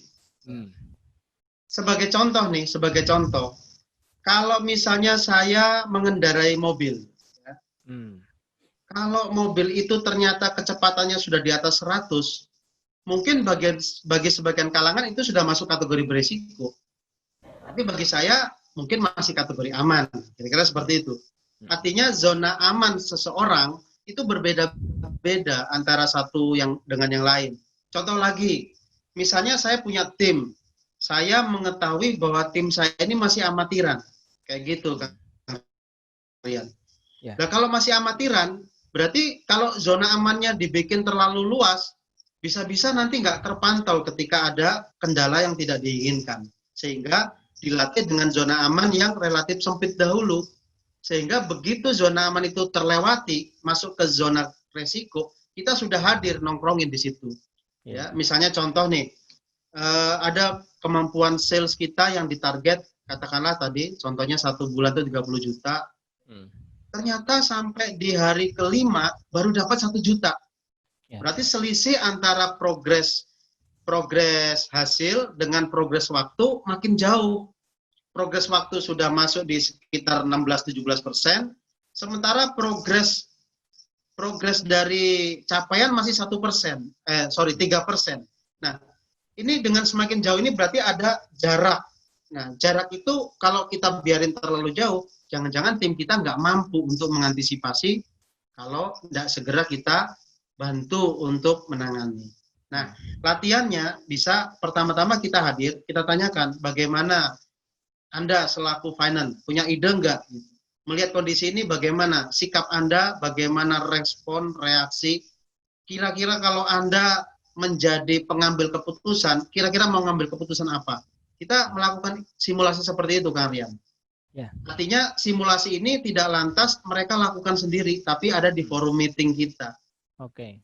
Sambil kita rasakan, ini kira-kira tim kita ini ya, itu ngambil keputusannya itu menyampaikan ide keputusan itu dengan gemeteran gitu kan, atau dengan ragu-ragu ngomongnya ya antara keluar dan masuk, atau jangan-jangan dia terlalu nekat gitu. Kan ada tim kita yang selonong boy ya gitu kan. Jadi pokoknya kayak gini gampang Pak, kayak gini gampang Pak, kayak gitu kan. Nah kita juga harus hati-hati dengan tim yang kayak begitu. Berarti kita juga harus hati-hati dengan tim yang aduh Pak, saya takut Pak, tim dikit-dikit takut. Nah ini kita juga harus hati-hati. Sehingga kemampuan kita mendefinisikan zona aman, pertama, ke kita sendiri. Seberapa mampu kita merespon cepat kalau tiba-tiba ada kondisi pergerakan yang ekstrim. Dari zona aman, tiba-tiba bergeser ke zona risiko, dan langsung berpindah ke zona bahaya. Secepat apa kita merespon? Itu penting untuk kita jadikan parameter. Ya. Yang kedua, kemampuan sistem kita di dalam melaporkan ke kita itu secepat apa. Ya. Jangan sampai informasinya itu minggu lalu, baru nyampe ke kita sekarang, baru kita kaget, kok di zona beresiko, kayak gitu. Padahal hari ini dia sudah ada di zona bahaya. Contoh kayak COVID nih ya. Ketika hari ini diketahui ada swab positif, sebenarnya itu sedang melaporkan 7 hari sampai 14 hari yang lalu. Bukan kondisi kemarin, bukan kondisi 2 hari yang lalu, tapi kondisi 6 hari, 7 hari yang lalu, bahkan sampai 14 hari yang lalu. Jadi kalau hari ini tiba-tiba ada positif 300 orang misalnya, itu bukan orang yang terjangkit hari ini, tapi orang yang tesnya dilakukan di 7 hari yang lalu. Nah, sama Kang Rian, bisnis kita juga gitu. Seberapa mampu informasi real condition itu sampai di kita. Itu juga mempengaruhi kita mau membuat spare range-nya mau seperti apa. Yang pertama tadi kitanya meresponnya seberapa cepat apa tidak. Yang kedua, kecepatan sistem kita di dalam menginformasikan itu ke kita. Yang ketiga, kemampuan kita di dalam melakukan semacam penanganan. Jadi begitu kita merespon, kan harus ada keputusan yang diambil. Keputusan diambil kemudian menjadikan langkah taktis. Langkah taktis ini seberapa mampu tim kita bisa langsung connected sama kita. Jangan-jangan tim kita masih delay. Begitu kita bilang, ayo kita geser ke kanan. Ternyata tim kita masih ngerti nggak, masih kayak gitu. Ya, itu otomatis juga jadi pertimbangan. Artinya kemampuan kita, kemampuan reporting, kecepatan reporting, yang ketiga kemampuan akan respon dari tim kita untuk digerakkan. Nah, itu menjadi pertimbangan kita mau pakai range aman seperti apa. Nah, memang ada beberapa kriteria tertentu yang aman itu sudah menjadi standar publik. Contohnya kayak current ratio tadi ya, itu udah 1,5 itu udah umum di mana-mana. Tapi apakah harus 1,5? Enggak juga. Kalau kita tipikal bisnisnya itu keren gitu, mampu melakukan akselerasi dengan cepat, mampu berzigzag ya, mampu ibarat nyetir mobil itu bisa ngepot-ngepot.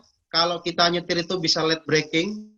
Late braking itu jadi pembalap kalau mau belok itu kan nggak langsung ngerem dari jauh-jauh, dari kejauhan. Dia ngerem dari sekian meter menjelang belokan dan kemudian dia melakukan late braking. Semakin late braking, semakin sedikit energi yang harus dihilangkan karena dia ngerem tadi. Kalau ngerem dari jauh, berapa detik waktu terbuang. Nah, seperti itulah. Kalau misalnya owner bisnisnya late breakingnya itu terlalu mepet, sementara kemampuan mengendalikannya dia pas-pasan, ya tembus mas. Jadi langsung bablas ke gravel. Ya, dari jalan harusnya belok, dia late braking, ternyata dia nggak mampu kendalikan. Ya akhirnya mobil akan terpelanting keluar. Sama, kita juga gitu. Kalau bisnis kita, misalnya kita mau melakukan late braking, cek dulu keahlian kita ini seberapa mampu di dalam mengendalikan kendaraan yang berbentuk bisnis ini. Jadi ini sangat bervariasi tergantung masing-masing dan biasanya kita menentukan itu nggak bisa langsung detik itu juga, Kang Rian. Kalau saya biasanya dimintain saran gitu, pasti ada menghimpun dahulu kemampuannya bagaimana, historinya bagaimana. Terus kemudian coba di-adjust dengan range yang relatif safe gitu ya. Sampai kemudian makin lama makin kita makin berani seperti itu. Itu Kang Rian. Oke, jadi aman atau tidak tergantung kepada kita. Dan kalau kita ngomongin di sini target pendapatan, misalnya ada pertanyaan yaitu target pendapatan kan salah satu yang harus dijadikan sebagai alat ukur ya. Betul, gitu kan? Betul. Tidak selalu ada pendapatannya. Bahkan mungkin biaya itu juga harus kita hitung. Pertanyaan berikutnya, Coach. Ya.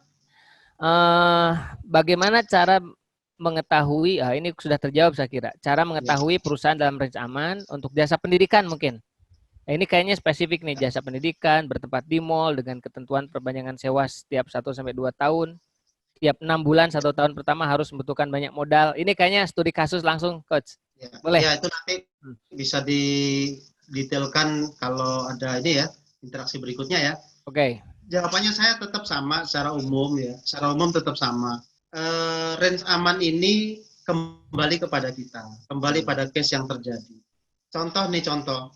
Kayak tadi ya, dalam kondisi normal, kita berani untuk membangun buffer cash itu bahkan sampai di angka yang sangat tipis. Bahkan bisa berani cukup di 20 juta misalnya. Nah, ketika kita menghadapi kondisi yang sedang ekstrim, maka kita nggak bisa terlalu berisiko seperti itu. Maka kita harus melebarkan. Nah, itu juga dengan blank spot kita mempengaruhi, dengan ketidaktahuan kita juga mempengaruhi.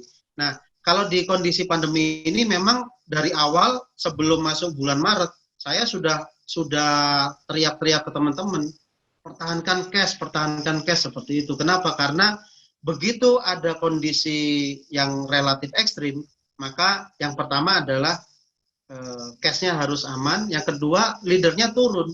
Sama kayak kita misalnya punya mobil ini ya, mobil yang bisa otomatis gitu. Begitu jalanan sudah menjadi tidak menarik untuk dia jalan secara otomatis, atau pasar misalnya, tiba-tiba ada anak nyelonong, tiba-tiba ada sepeda lewat gitu. Nah, yang seperti ini bisa jadi responnya sensor sama responnya kita cepetan kita. Responnya sistem sama responnya kita cepetan kita. Nah, dalam kondisi itu kita langsung mengganti menjadi mode manual. Jadi kita handle sendiri, kita tangani sendiri. Nah, terkait dengan bagaimana kalau pengen aman di jasa pendidikan, ya kembali lagi ke case-nya. Case-nya yang dihadapi seperti apa? Apakah kondisi lagi memang aman, kondisi lagi berjalan seperti pada umumnya, atau dalam kondisi yang seperti ini? Maka parameter yang tadinya cukup 3 kita pakai ya, misalnya, begitu kondisi seperti ini, parameternya dibanyakin. Ya. Tadinya, sebenarnya parameter ini kan banyak, ada 100 misalnya. Tapi yang 97 itu tim kita yang ngurusin. Sistem software kita yang menghandle. SOP kita yang menjalankan. Kira-kira seperti itu. Baru ketika 3, itu kita yang harus terlibat di sana.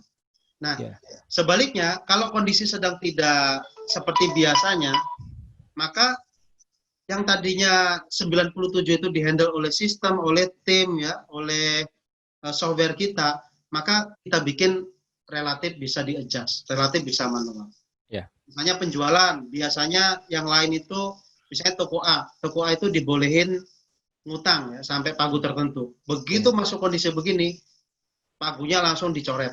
Nah, itu kan adjustment kita kan, hingga toko tersebut udah nggak bisa beli secara tempo lagi ke kita, harus bayar tunai.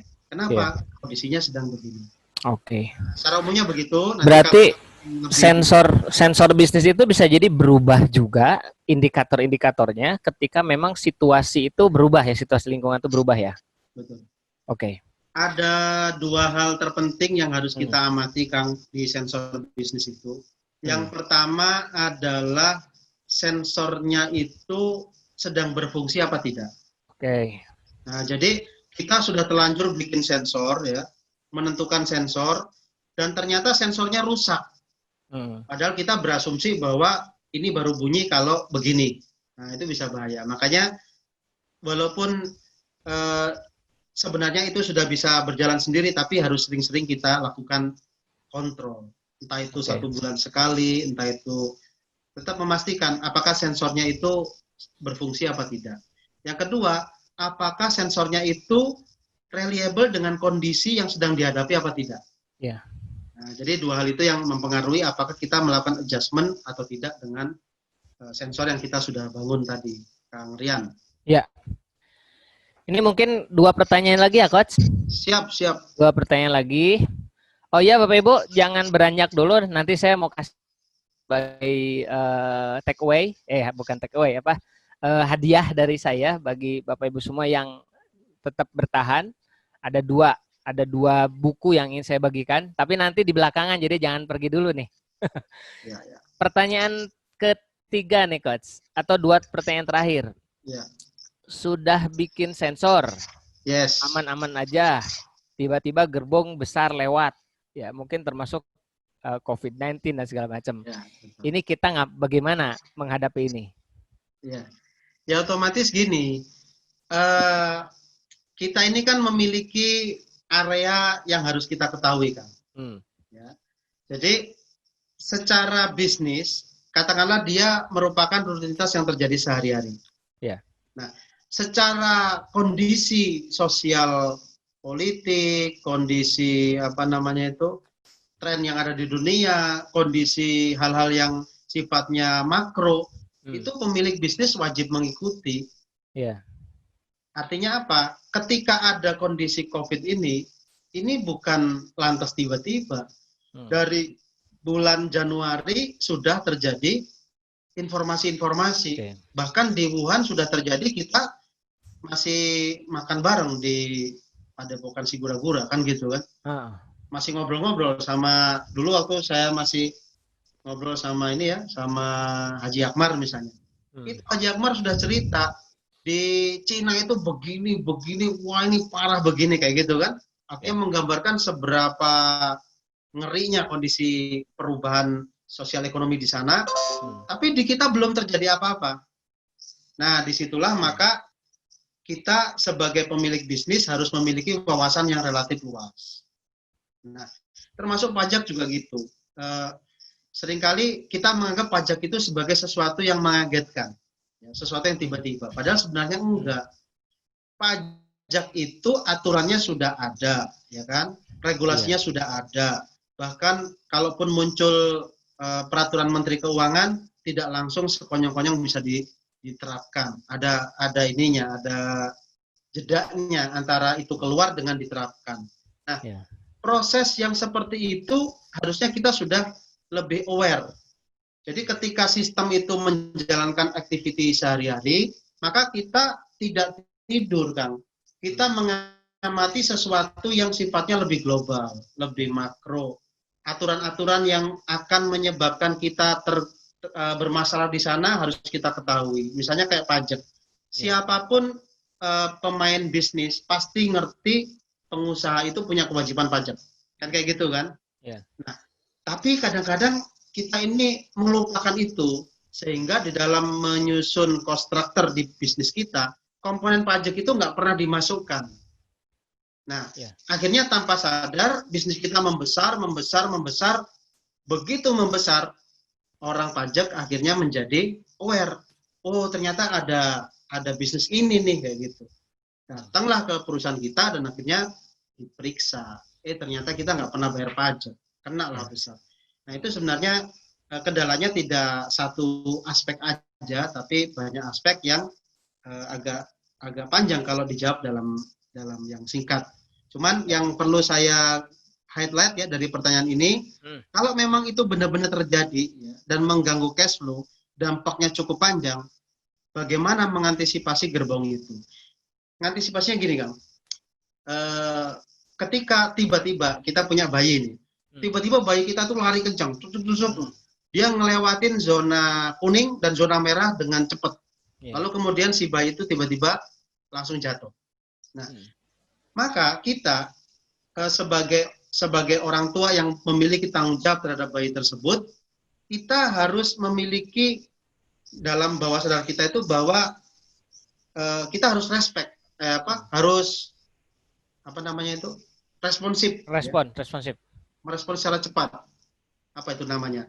Jadi harus otomatis. Jadi nggak melongo-melongo dulu. Jadi nggak kaget dulu, terus tengar-tengar dulu, tapi harus bergerak secara cepat, menyelamatkan. Jadi begitu terjadi benturan, maka kita bukan kok ada benturan ya sambil duduk sambil perhatikan, tidak bisa gitu. Kita harus melakukan penyelamatan secepatnya agar tidak terjadi resiko kerugian yang jauh lebih besar. Jadi harus kayak gitu kira-kira. Oke.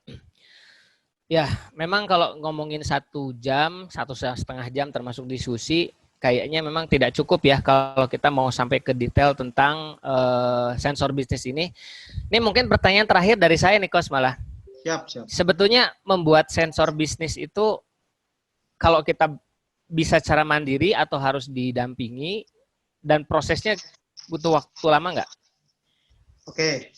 Untuk bisa bikin sensor bisnis, itu yang pertama kita harus memastikan angka-angka yang hadir itu memang benar-benar berasal dari kegiatan yang sudah reguler. Ya. Berarti dari database lama ya? Bikin sensor bisnis, tapi ketika ditanya, udah punya laporan keuangan belum? Belum. Ya. Ayo kita setapak demi setapak kan. Jadi kita melakukan yang step-step tadi itu. Jadi dari kegiatan transaksi bisa nggak diubah menjadi laporan keuangan. Nah itu dulu dibikin. Sampai kita bisa tahu neraca kita, laba rugi kita, arus kas kita ketika transaksi itu terjadi. Jadi hari ini ada transaksi laporan keuangan kita bisa ketahui. Nah, semakin cepat proses itu terjadi, maka semakin sempurna state awal, ya, state 1. Lalu kemudian dari state 1 itu kemudian kita hadirkan dalam bentuk analisa. Ya. Di analisa ini kita menghadirkan parameter-parameter, kita menghadirkan rasio-rasio. Jadi, kalau kondisi begini, maka rasio solvabilitasnya begini, rasio likuiditasnya begini, rasio aktivitasnya begini, rasio cash-nya begini, rasio hutangnya begini, rasio inventory-nya begini, dan lain sebagainya. Jadi, ada angka-angka yang bisa dihimpun sebagai indeks untuk kemudian kita bisa maju ke step yang berikutnya. Nah, step yang berikutnya, angka-angka tadi itu kan bergerak kan ada cenderung di state tertentu kan. Dia bisa naik turun, tapi kan di situ-situ aja. Nah, kita udah mulai bisa tuh kasih garis. Kita bikin tren selama 2 tahun terakhir, misalnya kayak gitu ya, kalau mau lama. 2 tahun terakhir, kita kasih garis, seret gitu. Kondisi paling atas sekian, kondisi paling bawah sekian, dan kita dalam kondisi yang aman ketika menjalankan itu. Maka barulah di situ kita bisa menentukan sebagai sensor. Nah, makin lama kita makin men-challenge bagaimana supaya sensor itu zona amannya semakin melebar, zona amannya semakin melebar. Kira-kira begitu Kang tahap-tahapnya. Jadi dimulai dari memiliki keuangan yang tertata rapi, bisa bikin laporan keuangan, bisa menganalisa, keluar indeks-indeks keuangan, rasio keuangan, baru sensor bisnis ini bisa kita hadirkan. Jadi yang belum punya laporan keuangan, pencatatan paling tidak, bikin catatan keuangan, yang sudah dibuat catatannya, dibuat laporannya, yang sudah punya laporan, mulai naik ke kemampuan menganalisa, yang rasio-rasio tadi. Kalau sudah rasio-rasio itu, kemudian kita buat sensor-sensor bisnis, di mana kita tahu bahwa bisnis kita dalam kondisi aman, bahaya, atau beresiko gitu ya, Coach ya? Ya, insya Allah tepat sekali, Kang. Ya, saya jadi paham, karena sejauh ini ngerti gitu. Coach, ada ini apa semacam survei atau apa tadi ke teman-teman? Jadi ya nanti di grup aja ya. Kita. Oke. Barangkali ada yang kepengen tahu lebih jauh gitu ya. Nanti Kang Rian atur deh supaya bisa berkelanjutan atau kayak gimana agar yang kita omongin hari ini tuh ada hasilnya secara nyata. Ya. Saya sih berharap mungkin ada kelas lanjutan nih Coach, entah bagaimana nanti hasilnya, kelas lanjutan ini yang terutama buat teman-teman yang sepertinya mungkin sudah punya analisa tapi tidak punya sensor nih. Iya. Kan begitu ya, ini kayaknya mungkin perlu nanti kita bisa tanyakan atau tawarkan ke teman-teman lewat grup. Jadi teman-teman sekalian, diskusi kita saya kira nanti tidak hanya berhenti sampai sini. Kita nanti akan terus untuk berdiskusi terkait dengan, ya kalau dibatasi waktu, memang Zoom ini dibatasi waktu. Mungkin kita bentar lagi juga masuk asar ya. Nanti kita akan lanjutkan diskusinya. Dan Coach Salim, terima kasih sudah berkenan berbagi dengan kita. Coach Salim tidak harus keluar dulu. Saya pengen bagi-bagi kisah dulu ini. Oh ya, silakan. Teman-teman sekalian, di tangan saya menulis buku, judulnya HRM 4.0. Saya ada 2 buku yang mau saya bagikan sebagai giveaway kepada teman-teman sekalian. Tetapi sebelum kita masuk ke giveaway ini, sambil nunggu ya, mungkin ini ada guru saya nih Pak Jos Herman di sini, mungkin bisa memanfaatkan forum nih Coach Jos Herman. Ada yang ditambahkan terkait apa atau apa gitu kan, Coach Herman? Sudah jelas sekali dan runut, jelas sekali dan sistematis. Saya kira excellent Pak. Ya, mohon arahan dan bimbingan terus, Coach Herman. Ada sahabat saya, Mr. Rocky. Ya, Mr. Rocky, apakah masih ada di sana? Mr. Rocky Tambengi. Hadir, Coach Salim, hadir. Nah, ini pakar pajak nih. Jadi kalau rekan-rekan pengen tanya tentang resiko, teman-teman juga bisa mengikuti. Nah, ini bisa langsung ada Mr. Rocky Tambengi. Sambil nunggu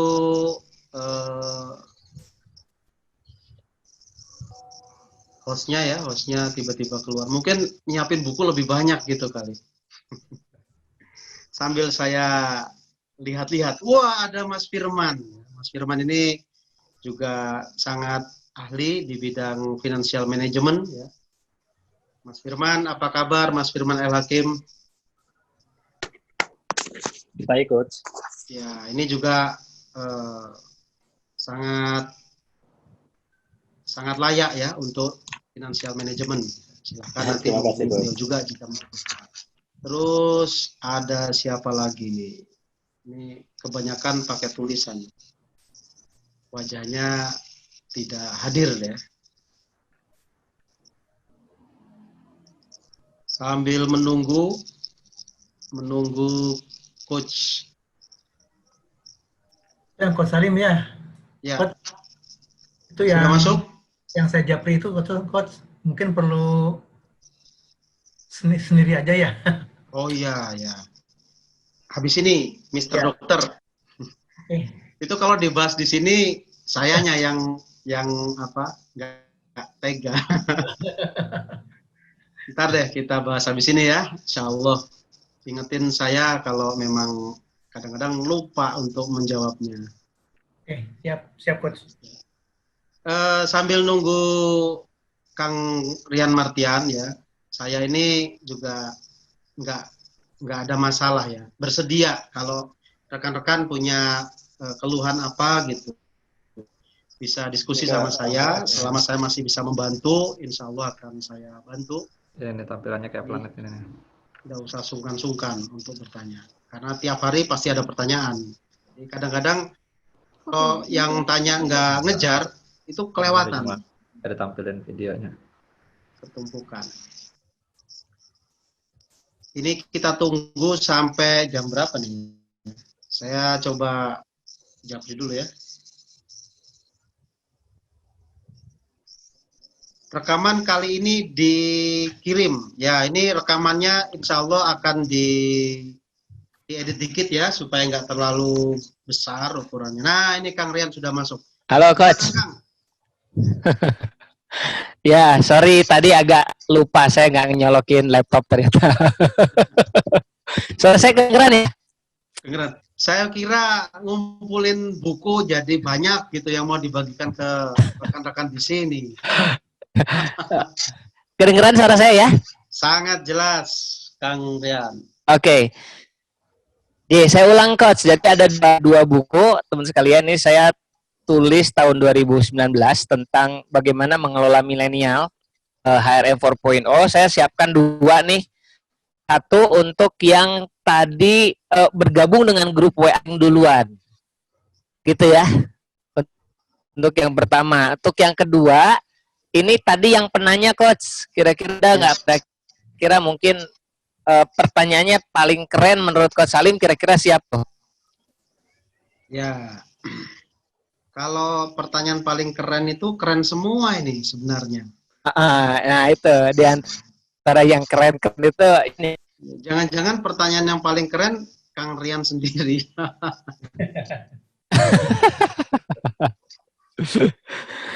Nah itu nanti berarti kalau nggak diumumkan sekarang paling nggak di grup ya Coach? Ya, itu pertanyaan tentang ini. Jadi dari pertanyaan tentang terkait modal awal yang harus dikaitkan dengan sewa. Nah, itu oke. Yang ini pendidikan tadi ya? Itu bisa masuk kategori pertanyaan yang butuh jawaban panjang. Gitu. Karena butuh jawaban panjang, makanya nggak saya jawab, tapi mungkin untuk untuk menghibur ya. Bisa diberi giveaway dari Kang Rian. Oke. Baik, teman-teman, ada itu dua ya. Satu pilihannya Coach Salim, satu dari kami Super Personality Institute. Dan mungkin sebelum kita tutup ada beberapa pengumuman. Pertama, diskusi kita akan terus jalan di grup. Kemudian yang kedua, video ini saya akan upload di YouTube tapi diedit dulu. Dan mungkin nanti linknya saya akan buat di room pembelajaran di Super Personality Institute. Jadi teman-teman sekalian, Bapak Ibu semua, nanti silakan untuk login member di supersonality.com. Nanti di situ ada course dan rekamannya kita taruh di course itu. Jadi biar tersimpan dan mungkin Bapak Ibu semua tidak kesulitan untuk mencari Dan nanti di situ di course itu ya nanti kita akan juga informasikan lewat grup juga untuk alamat.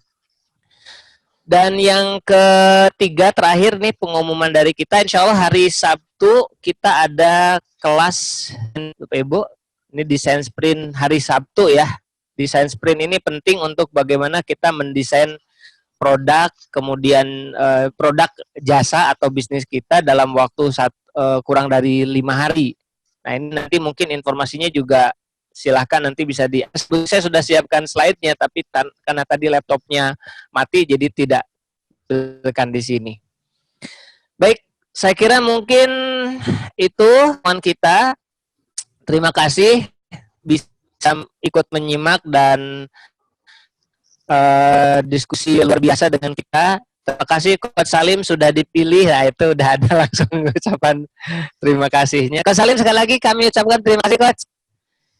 Ya, terima kasih kembali Kang Kita Rian.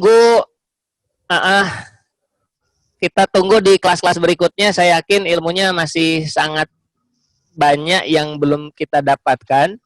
Dan tentu saja kami juga ucapkan terima kasih kepada Bapak Ibu semua yang ikut menarik ini, dan insya Allah kita akan lanjutkan ke tema-tema berikutnya. Bapak Ibu sekali lagi terima kasih. Sampai jumpa di kelas-kelas kita berikutnya. Mari kita tutup dengan baca lafaz basmalah hamdalah bersama. Alhamdulillahirrahmanirrahim. Wabillahi taufiq wal hidayah. Assalamualaikum warahmatullahi wabarakatuh. Waalaikumsalam warahmatullahi wabarakatuh. Terima kasih Coach. Sama-sama.